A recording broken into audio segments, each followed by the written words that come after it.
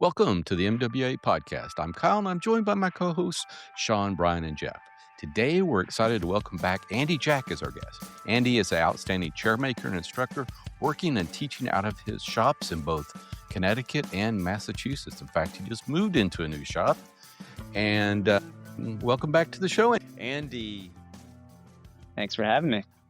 Happy to be here.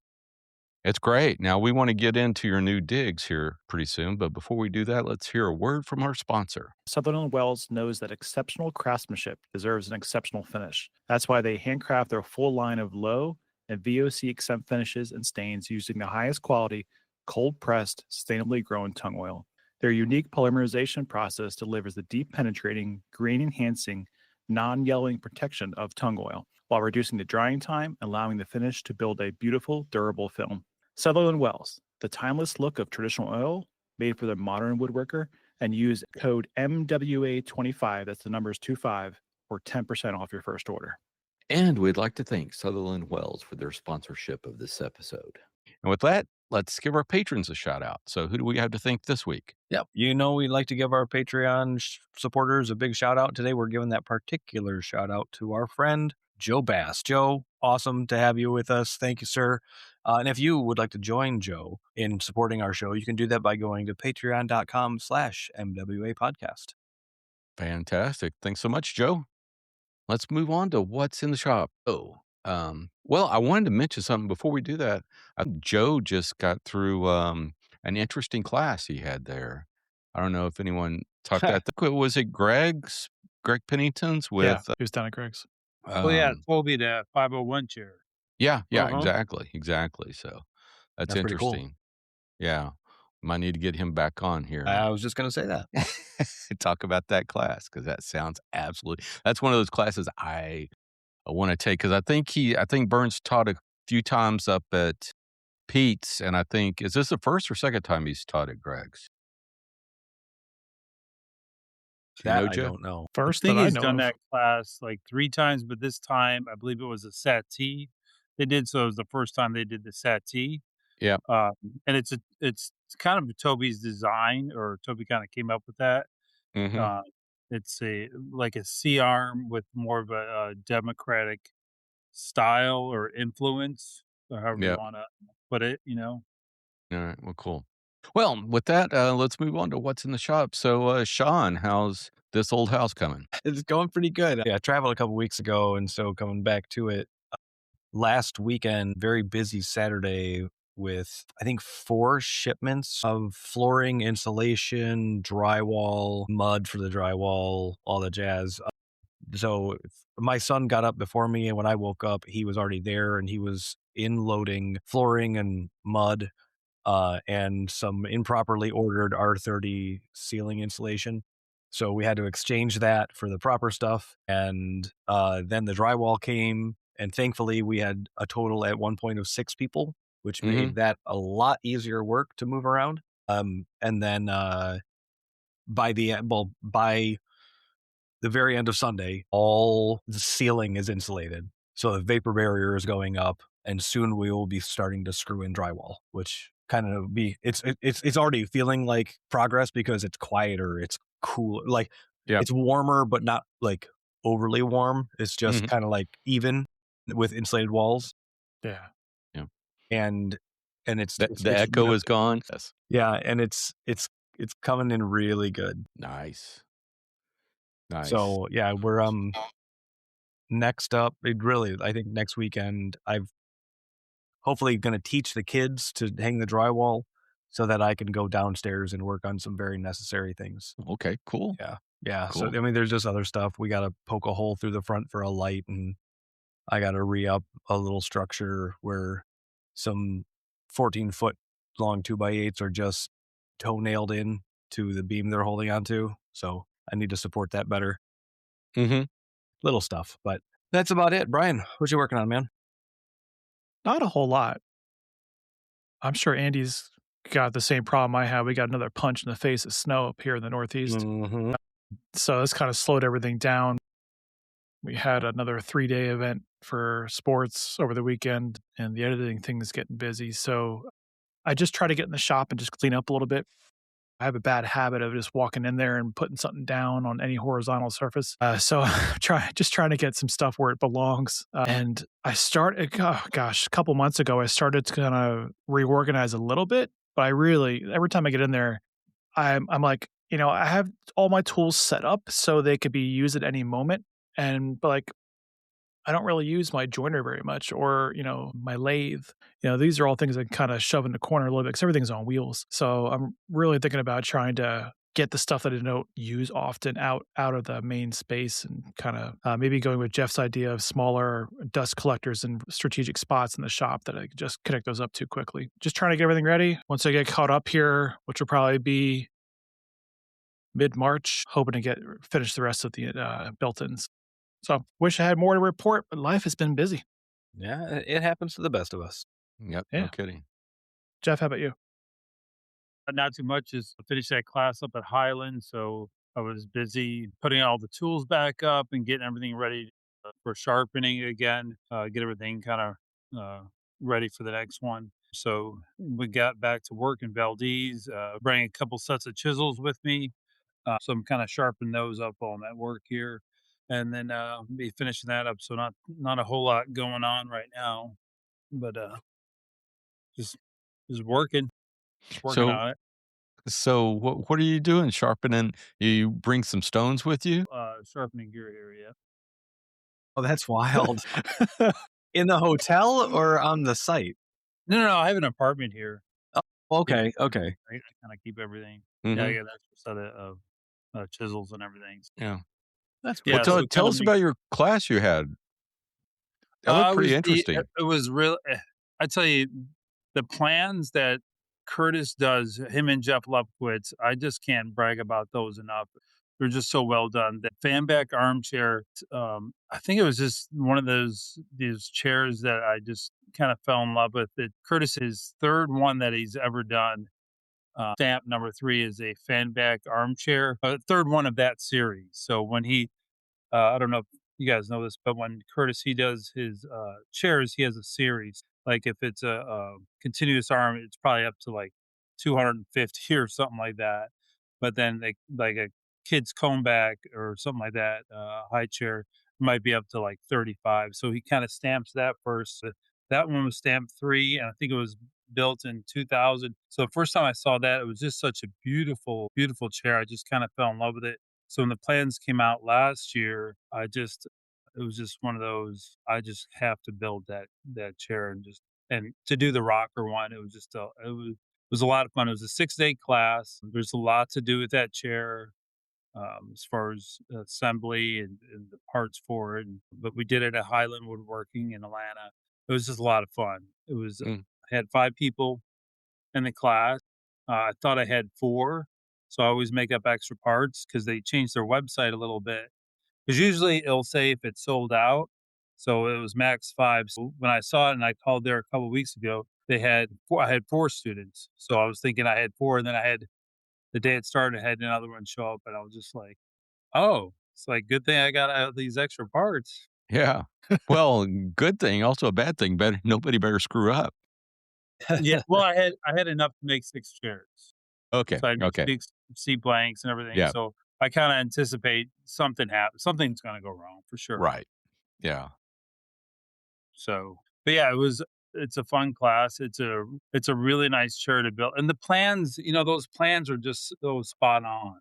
Mhm. It's a lot of detail within the plans. And it's enjoyable. It's enjoyable to be at. And I had the students I had 3 of them probably have taken at least 7 or 8 classes with me, over the Yeah. last couple Nice. years. So, um, yeah, so I already knew what to kind of expect. So they're really great guys. Just a lot of fun. The only thing that I kind of wish it was more of it is a store, so at 6 o'clock we have to leave. Right. So it's like you have to go. So that's the only downside of that. It's good and bad. So everyone does have to go home, but sometimes I wish it was just a little bit long, or you guys could come back at maybe at 8 o'clock or 5 o'clock or whatever. Yeah. kind of knocked up early. But yeah, it's being at Highland. It's a nice atmosphere. It's really great. Okay. Are they paying you in actual money or just store credit? No. They have it worked out, man. They got me on direct deposit and everything. It's a good Okay. deal. That's pretty Yeah. slick. So yeah, they Sharon and Chris, the Bagsby, the people that own it, they're super nice people. They're just about the nicest people to deal with. They're Oh, yeah. yeah, Yeah. yeah. Yeah. I don't Yeah. think I've met no, them before. They are super nice. yeah, I don't know if they would go for a store credit or I would work for tools. I'm okay with that too. Yeah. I I don't guess know you if they can't really would go. crack open a beer or whiskey in Highland working Yeah, at the end of the day either, though, right? yeah. But yeah, it's cool. Cool. Yeah, it's a good time. What do you got going on, Kyle? Well, shop reorg again. I think I did this about a year ago. And I think last time we were talking, I mentioned that I'm getting rid of my miter saw, and I had this old miter saw station that I built years and years ago, and of course it's glued and screwed together. And if I was gonna, I was looking at how I built it. I'm going, oh, I can just unscrew this here. No, it's glued. I can just unscrew that. Nope, it's glued. Luckily, I just screwed in the fence system, so I was able to remove the fence from it. And I was going, I'm gonna have to take a sawzall to this thing to, chop it up, basically. And then I kept looking and I go, you know, it's 5 foot long, 24 inches wide. It's got storage underneath, enclosed storage. I'm going, maybe I just ought to reorganize my shop and see if I can't fit this in. So I'm going to be able to move my spindle sander and my disc sander and put it where on this station, have the storage underneath, get rid of the two tables those were sitting on, and which or some stuff I just threw together. They're very, very strong tables, though. Like, you know, sometimes if I don't think I'm going to get flooded that much, I can actually park a joiner on top of one of them.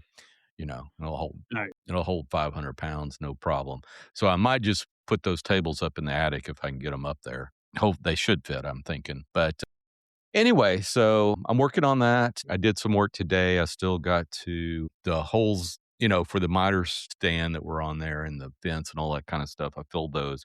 So I need to sand those off and put another coat of finish on it and then move everything in. So that's going. Very cool. The other thing I'm working on is a shift knob. For those paying attention, a few months ago, I made a shift knob for a buddy of mine and sent it up to him. And this was kind of like a prototype. Hey, I just want to see if you like it or not. And he goes, oh, yeah, it's fine. But I wish it was a little bigger and stuff like that. And it was just turned out of maple. So this one I turned out of, I made it kind of, he's doing this in a K-Fly blazer that's going to be red with white stripes on it. So I basically made a shift knob with some mystery South American wood. I think it's either Paduke or Jatoba, but it's a reddish wood. And so I got 3 pieces of that I laminated with maple in between.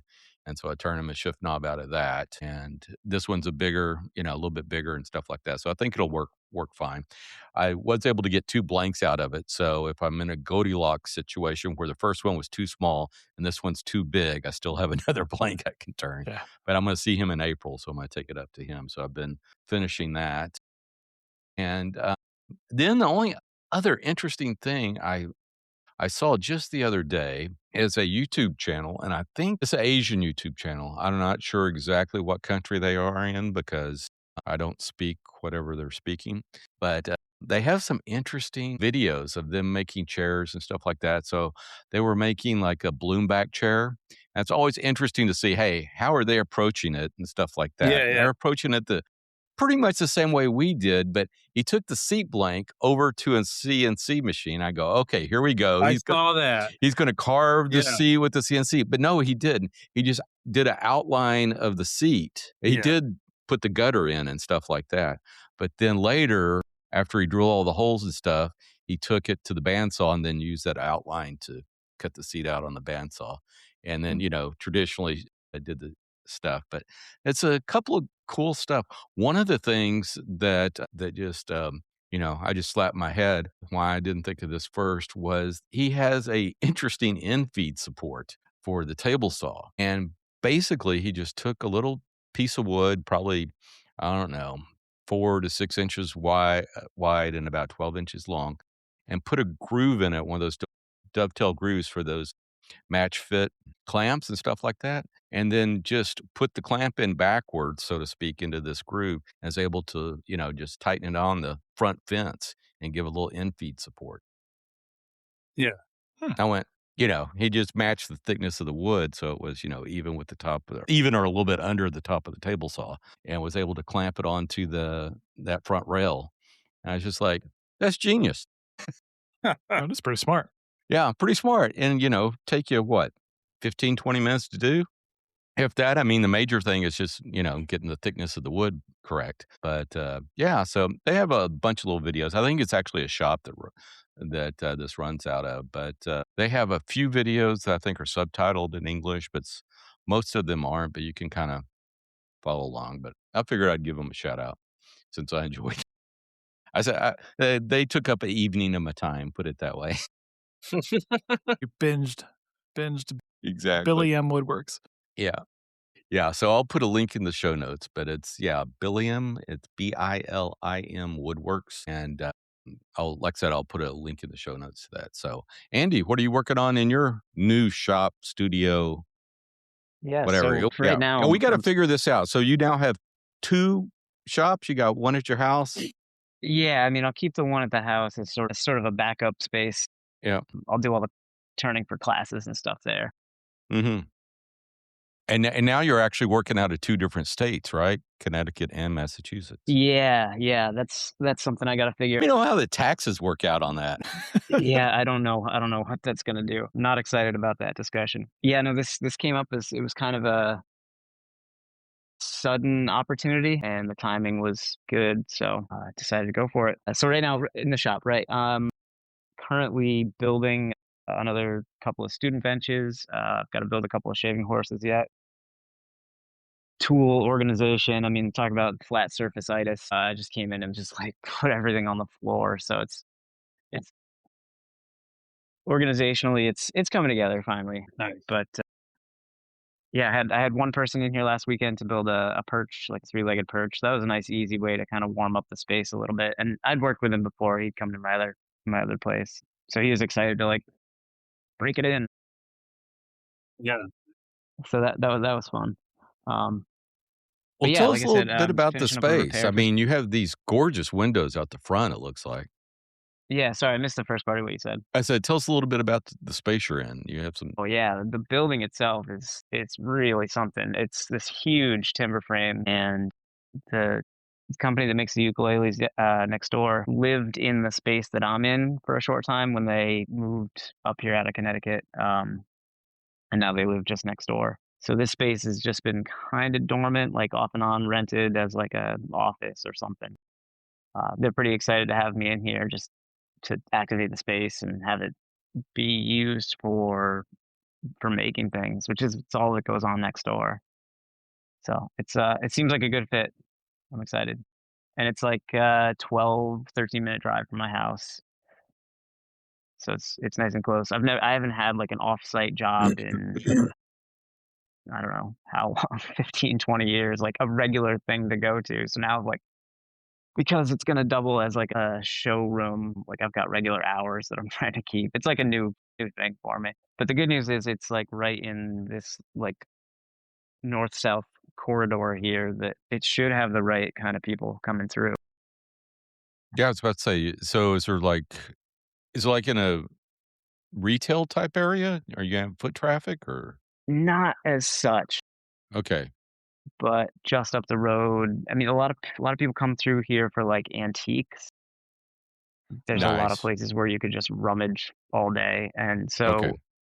I'm hoping that these, maybe the more traditional chairs have a place for Yeah. people that are looking for new furniture. Yeah, and for our listeners, you'll need to go out there and check out Andy's. And the reason I ask about retail is because you see the front of this place and you go, that's very nice. That would make Yeah, a nice yeah. little It little is. It's storefront super right nice. there.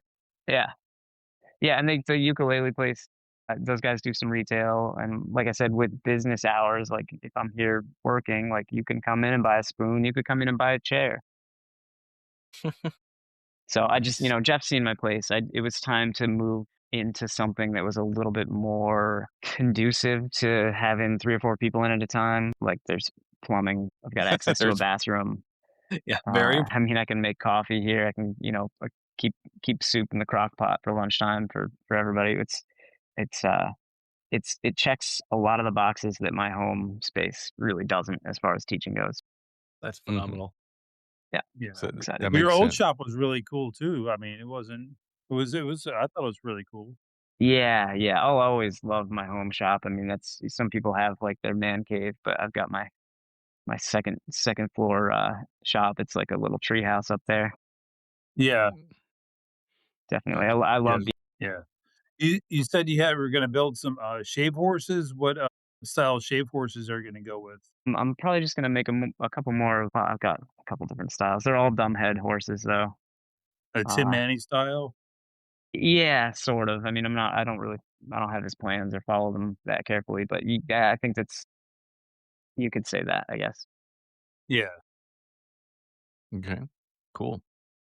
So you've had just the one student there taking the perch class, right? Yeah, yeah. So So if I so when's your first big class coming up? the first full size class, and I'm still trying to get people in here. So we like pushed a schedule out the door basically as we signed the lease, which is later than I should have, but Mhm. I wasn't planning on teaching so aggressively at home because it's so hard to get people there. But the first week-long class is going to be March 18th to the 1st, and we're going to do a Democratic chair. Okay, Very nice. nice. Yeah, but then I mean it's like every month, right on through November. Yep. Now, are you going to spend now when you're building for commissions and stuff like that, are you gonna be doing that out of this new space, or are you gonna be still doing stuff? Yeah, I might bring projects back and forth. I mean, I'll certainly like rub down paint finishes at home just so I don't get steel wool everywhere here. This place is like it's really nice. I'm having to be like a little bit careful about the floors and you know, uh, which is fine. It's just what it is. But yeah, I'll do some finish work at home. I'll do all the turning at home. My kiln is up here now, although I'm planning on building a second one. So yeah, I'm really at this point. I'm really just feeling it out how it's going to Yeah. work with the two spaces. Well, nice. Well, nice. Well, so with this new space, so if a student comes up there, kind of what can they expect as far as hours and lodging and stuff like that? Yeah, the lodging is going to be similar to teaching out of my home shop. There's Airbnbs, there's regular brick and mortar like non social network B&Bs here. There's inns and taverns and stuff. So Yeah. having never actually had to stay in any of them myself, I can't really think of too many right off the top of my head. But I do have a running list Mhm. Well, linked through my I know website. I stayed in an Airbnb and it was very reasonable. I think it was like I got it for like $35 or $40 a night. It was just a couple of years ago. Oh, wow. It was cool. I always love staying at Airbnb when people like rent a room out of their house. It's always, and especially if they're staying there, it's kind of cool interaction. Yeah, yeah. You get to meet some Yeah. people you wouldn't normally cross paths with. Right, right. Yeah. Well, that's cool. So are you going to be so when are you still going to be breaking down logs and stuff like that there? Yeah, yeah. I'm just now on the other side of the log yard that I deal with, so it's just as easy to get material here, which will be good. Nice. But yeah, Any yeah, Yeah, any common materials between you and the ukulele folks? probably not. Although they're really keen to share their technology. They've got like a laser, like a CNC laser engraver. They can do like all kinds of like heat transfer printing and stuff I don't understand, but I'm not sure where it fits for me, but it's nice to know it's here. Absolutely. You'll find it. Yeah, Yeah. yeah. Well, you could take your seat blanks over there and have them do all the layout lines. Yeah, that's a cool idea. Just engrave it so you know where to go. Yeah. I mean, it's not cheating. I'm just thinking, who's going to be dumpster diving on who? Yeah. Who wants to? I can play a broken ukulele probably just as well as I could play a good one. Yeah. Well, fantastic. Well, you've been teaching for a number of years now. How has teaching influenced your work and influenced you as far as a chairmaker? It's interesting. Teaching it's like humbling on one hand, and then on the other hand, it can kind of really illustrate how far you've come since you started the journey yourself, I guess. Hmm.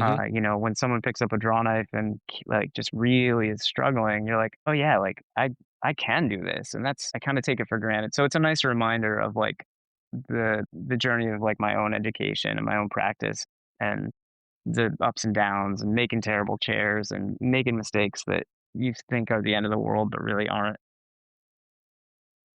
So I'm sorry if I'm rambling, but No, not at all. it it does some good stuff for me. It's a good boost to confidence generally, especially when everything goes right or you solve the problem on the fly, and people end the week with their work that they're really proud of. It's it's a dopamine hit for sure.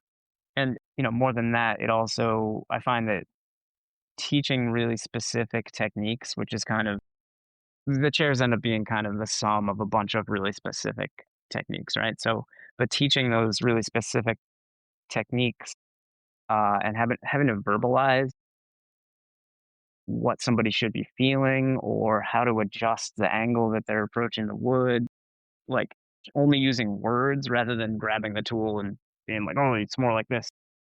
Yep. It helps me cement those processes for myself. And believe it or not, there are things where I'm like, oh yeah, like we figured this out in that class and I'm going to remember to do it that time. It all kind of cycles around, which is great. It's very fulfilling. Yeah.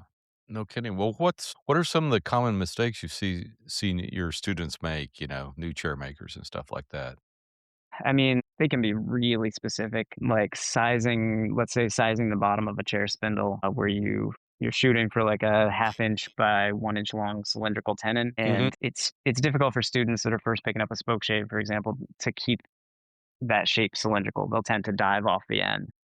And Yep. that's one of those things where like you just catch it before it starts to happen. When you start people off with good practice, it's a lot easier than trying to beat back bad practice.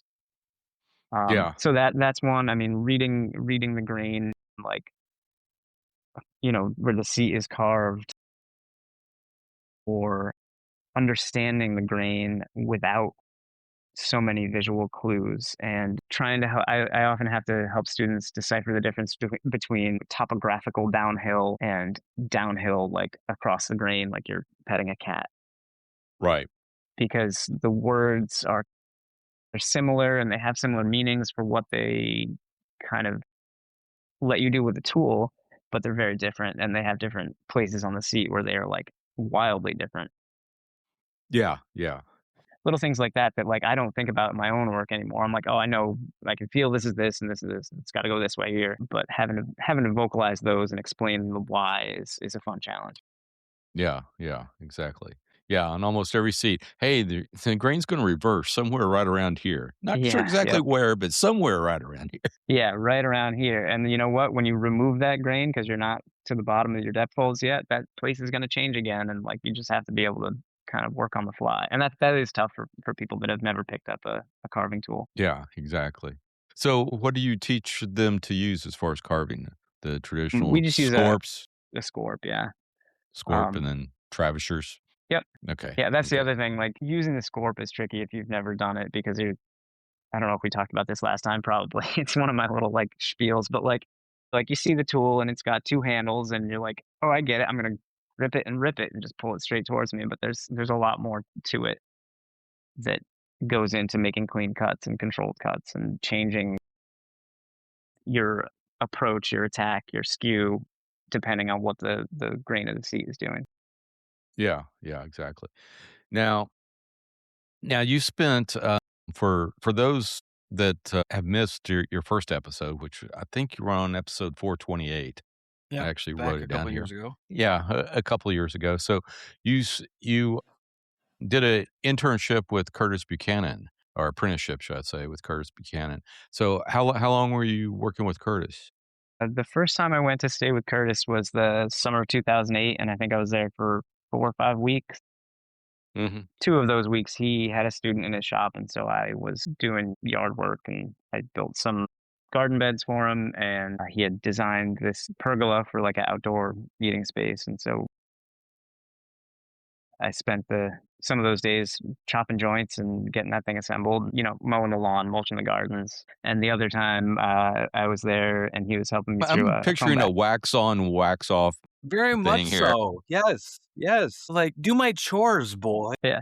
The trade-off was that I wasn't paying tuition, so it was fine with me. Exactly. Okay. Yeah. I do that too. Yeah. Yeah. But Curtis, he's always treated me like family, and I, I I always am very appreciative of that. Actually, he came up and he stopped by last summer on his way up to a wedding in Vermont, nice. so that was nice to see him in Maryland. Nice. That is so cool. So what is let me ask you a couple of things. What is the most difficult chair you built, and what is the most difficult chair you teach? Probably the most difficult chair that I build is like a birdcage armchair Okay. from Curtis's plans.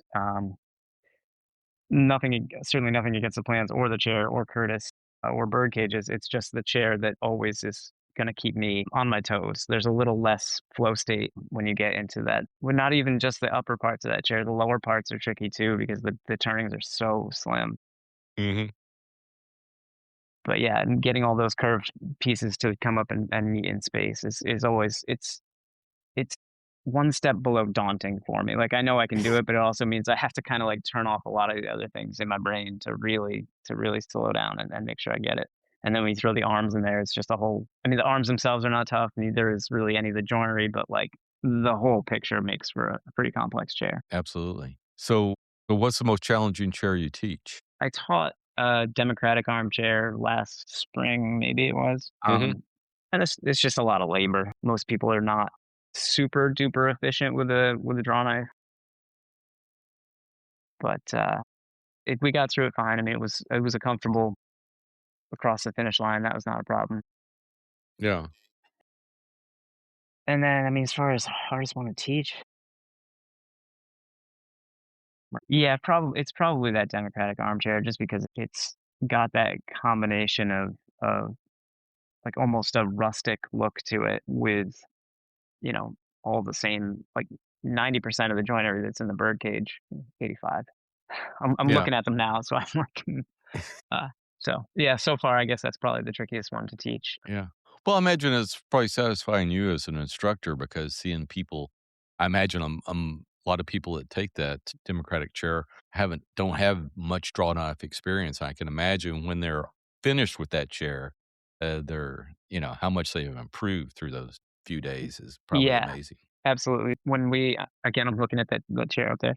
When we at the time that we had that session, the oak log that I had these monstrous growth rings, which is great because it's stronger. You get more of the dense late wood. But what it did was make it really difficult to shave with a draw knife. Even Yeah. green, it was just very dense. So it's labor intensive. Well, do you have any plans to teach a bird cage?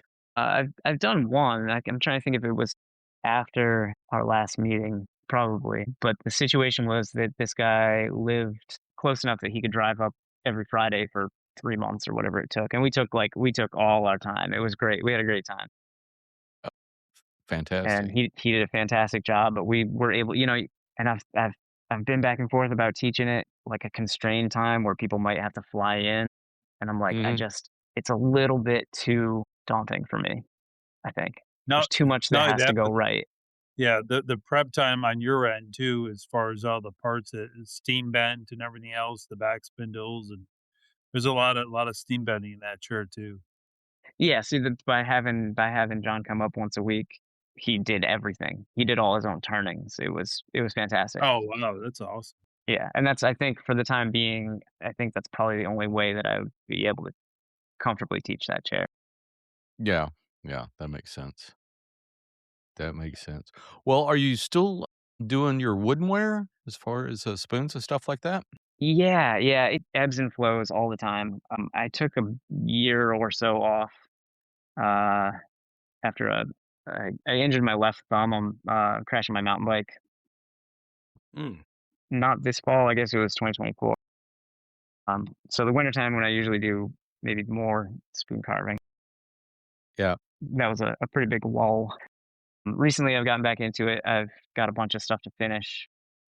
and some more material to process. I was like, that was my plan. Like, I finished a wait list, some stuff that people have been waiting for absolutely forever. Not even big projects. There were like some picture frames and some stools and stuff that these couple of customers were just super duper patient about. And I was like, well, there's nothing else on the list, so I'm just gonna crank out as many spoons as I can.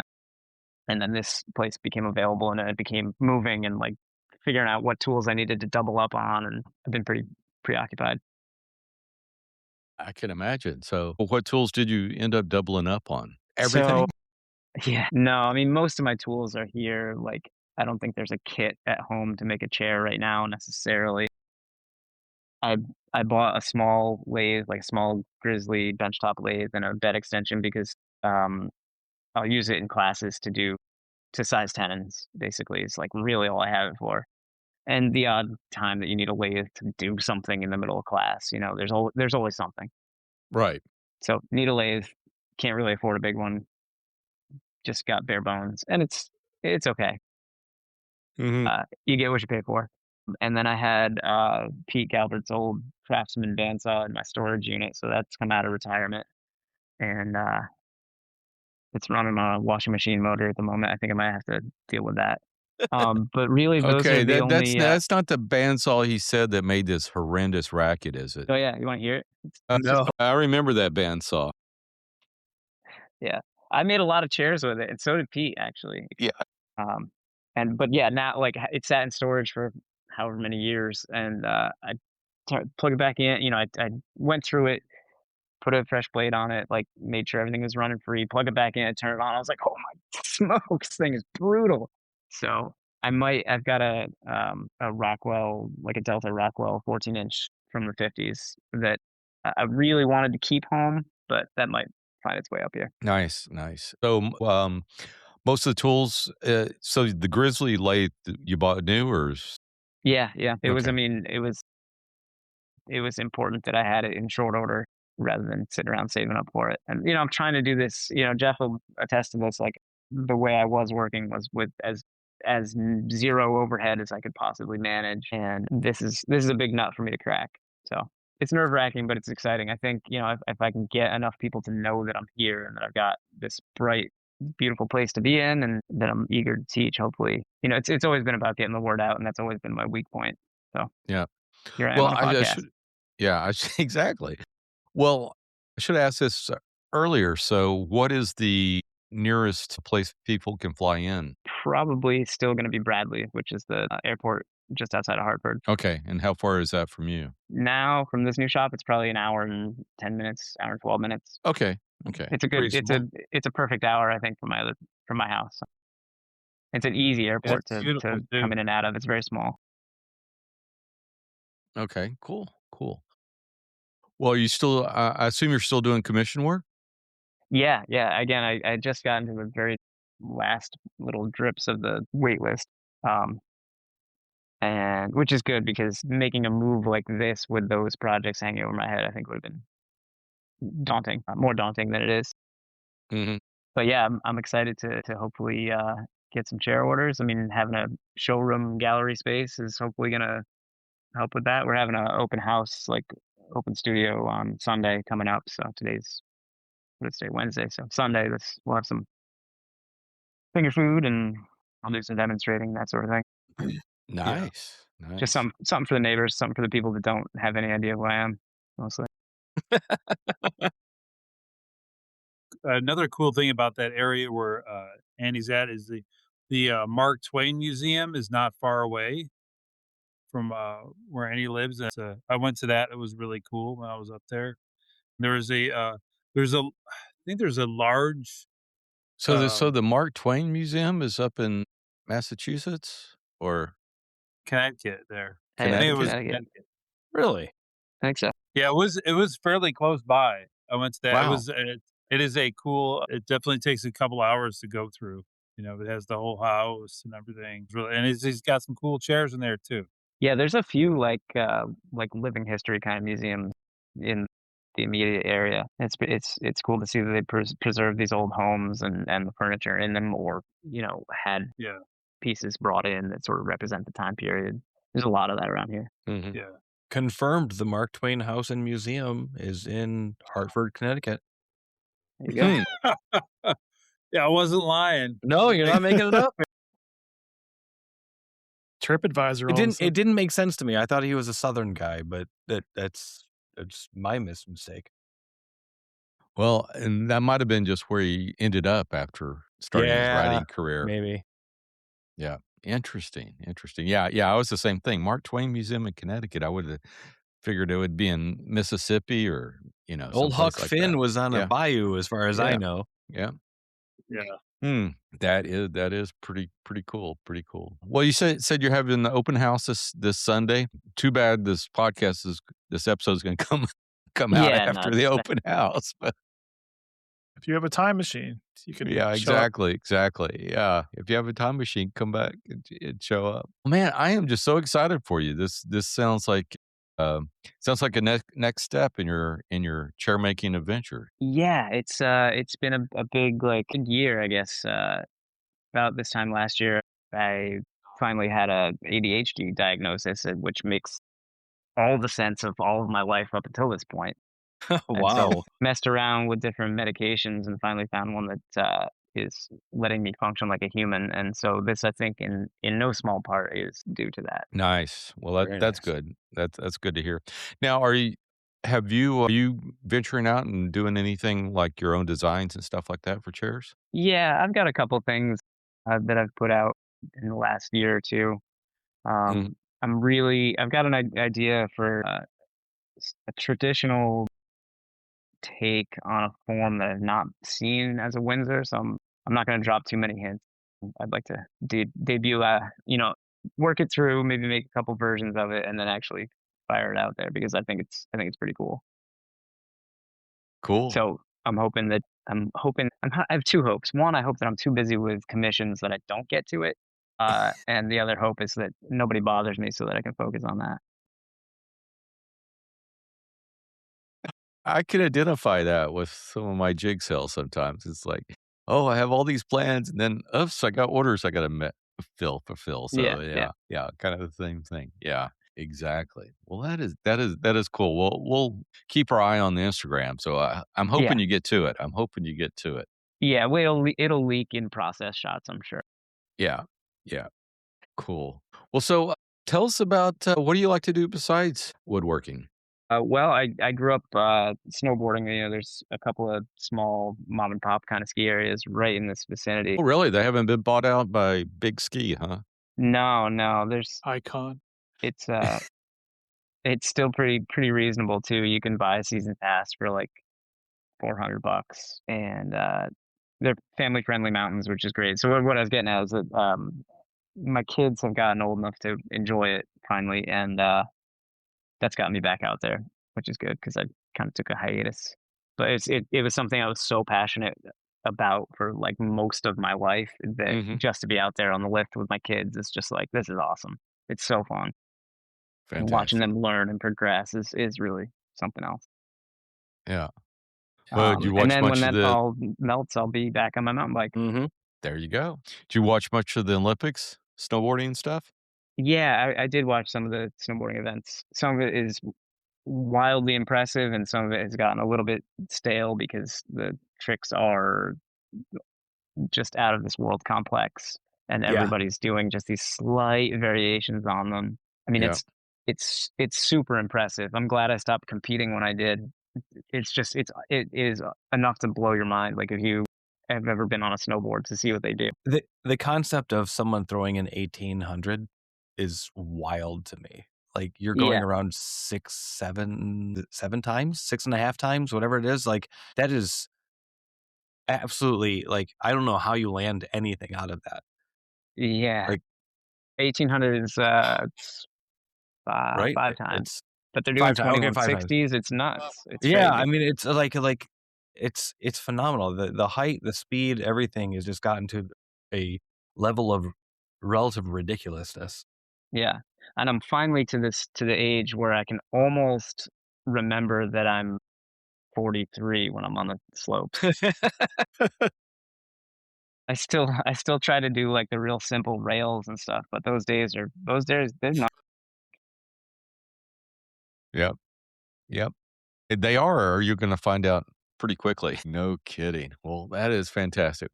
Well, where can folks find you on the interweb should they wish to take a class? Sure, yeah. Well, my website is www.andrewjack.net.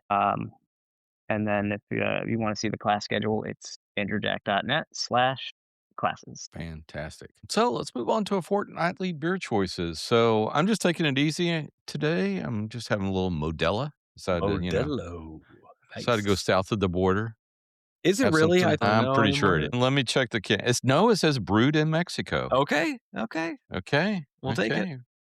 Fantastic. So anyway, Jeff, what about you? Some sparkling water. Nice. Oh, well, you're south of the border too there. Yeah. Yep. It's north best. of the border. I Lime, guess. lime flavored with mint. Pretty good. Pretty special. Fantastic. Brian, what What about you yourself? grind? Yeah, I'm drinking it's a double IPA called Cloud Machine. It's from Treehouse Brewing out of Mass, a little west of Andy. It's pretty good. I like it. Nice. They got I a would little drink it again. THC in there, or what's going on? I don't know. I'll let you know. I'll let you know later. I am kind of hungry, so I don't There you know. go. We'll have to There you see. go.